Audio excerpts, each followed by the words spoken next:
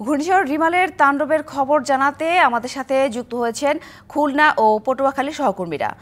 প্রথমে যেতে চাই পটুয়াখালীতে আছেন সহকর্মী মহিবুল্লাহ চৌধুরী। মহিবুল্লাহ, এর আগেও আপনি বৈরী আবহাওয়ার কথা জানিয়েছিলেন, ক্ষয়ক্ষতির কথা জানিয়েছিলেন, সবশেষ কি তথ্য আছে আপনার রিমালের তাণ্ডবের খবর?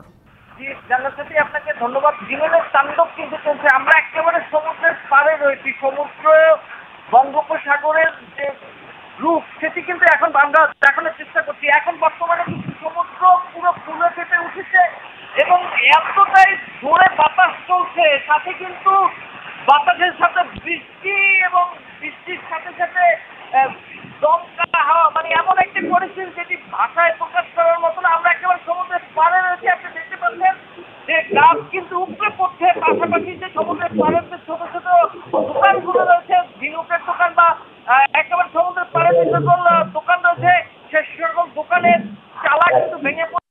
অনেকের দোকান কিন্তু ভেঙে গিয়েছে। আমাদের সাথে একজন ব্যবসায়ী রয়েছে, আমরা সরাসরি তার সাথে একটু জানতে চাইবো, আপনার তো দোকান ভেঙে গিয়েছে, কতটা দোকান ভেঙে গিয়েছে এবং এখন কি পরিস্থিতি রয়েছে একটু জানাবেন।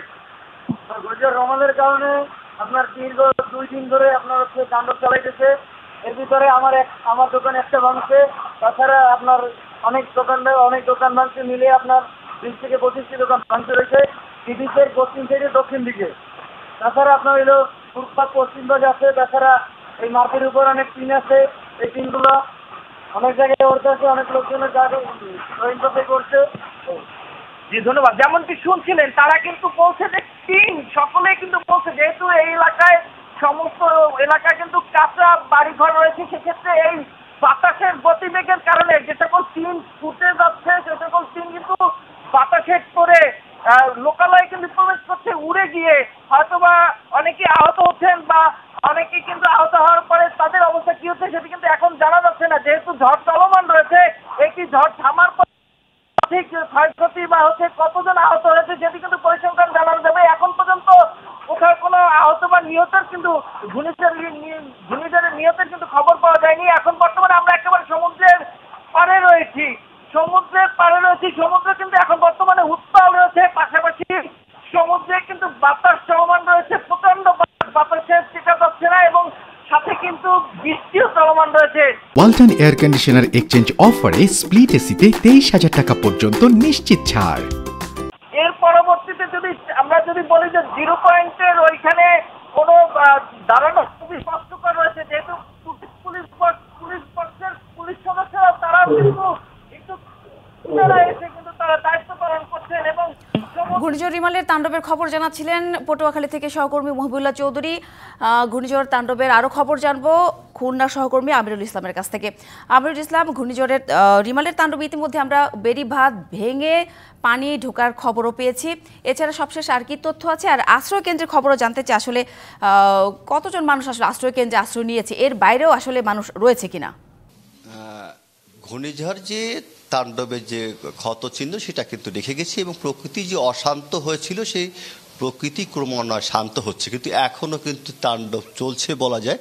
যে ঝোড়ো বাতাস এখনও যেন রয়েছে, অনুগ্রহ বৃষ্টি চলছে। আপনার কথা বলবো এখানে যে ঘূর্ণিঝড় তাণ্ডবের যে চিহ্ন রেখে গেছে সে বিষয়টা এই খুলনা 6 আসনের সংসদ সদস্য রশিদুজ্জামানের কাছে জানতে চাইবো, আসলে যে ঘূর্ণিঝড় তাণ্ডবে কী ধরনের ক্ষত চিহ্ন রেখে গেছে এই আসনটিতে, বিশেষ করে 2টি উপজেলায়, আর আশ্রয় কেন্দ্রে মানুষের কী অবস্থা রয়েছে, বিশেষ করে তারা কত মানুষ আশ্রয় নিয়েছে, কত মানুষ আশ্রয় দিতে পারেন নাই আপনারা? ধন্যবাদ। ঘূর্ণিঝড়ের তাণ্ডব এখনো শেষ হয়নি, এখনো প্রায় 3 ঘন্টা সময় লাগবে বলে আমরা আবহাওয়া অফিস থেকে যে তথ্য পাচ্ছি। তো এই 3 ঘন্টার যে তাণ্ডব, এই তাণ্ডব শেষ না হওয়া পর্যন্ত আমরা পুরো রিপোর্টিংটা ওইভাবে সংগ্রহ করতে পারছি না।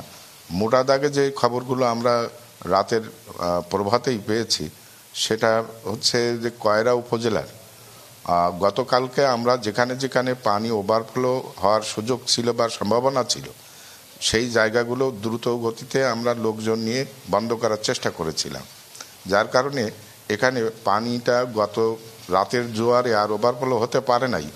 কিন্তু আমার মহেশ্বরপুর ইউনিয়ন, এই ইউনিয়নের নয়ানী নামক এলাকাটা বিধ্বস্ত হয়ে গেছে এবং সেই অবদার বাঁধ সেখান থেকে ভেঙে যে ওই ইউনিয়নটা মারাত্মকভাবে প্লাবিত হয়েছে। অন্যান্য জায়গাও প্লাবিত, তবে সেটা পরিমাণে কম। এখনো পর্যন্ত টিকে আছে, কিন্তু সামনে যে জোয়ারটা, এই জোয়ারে কত দূর টিকে থাকবে সেটা বলা খুবই কঠিন। আমরা আতঙ্কিত আছি সে বিষয়ে।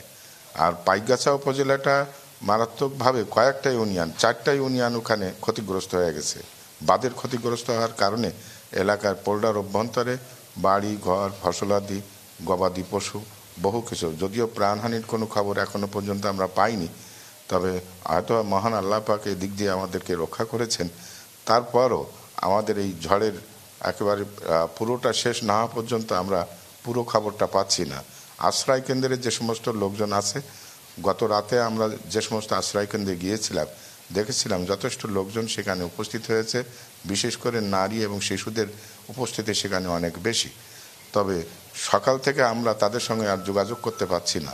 আমাদের যোগাযোগটা অনেকটা বিচ্ছিন্ন হয়ে গেছে, কারণ যে ঝড়ের যে তাণ্ডব, এই তাণ্ডবে আমরা ঘর থেকে বেরোতে পারছি না, কোনো যোগাযোগ করার সুযোগ নাই। রাস্তাঘাটে গাছপালা পড়ে রাস্তা অনেকটা চলাচল অযোগ্য হয়ে গেছে।